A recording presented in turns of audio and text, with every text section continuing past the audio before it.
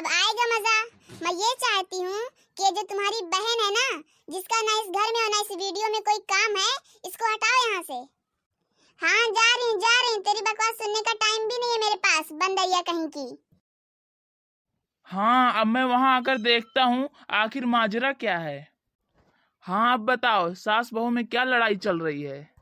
मैं बताती हूँ नहीं मैं बताऊंगी मैं। पहले एक काम करो, दोनों तगड़ी सी फाइट करो, जो जीतेगा वही बताएगा। हद है यार, माँ तू ही बता क्या पंगा हो गया। अरे पंगा का क्या है, ये जो तेरी औरत है ना थोड़ी सी बदतमीज है। मैं तो थोड़ी सी बदतमीज हूँ, लेकिन तू पूरी बदतमीज है। रुको रुको रुको, मेरे पास इस लड़ाई का समाधान है। माँ घर में थोड़े से आलू पड़े हैं क्या? हाँ पड़े हैं, लेकिन आलू कहाँ से आ गए बीच में?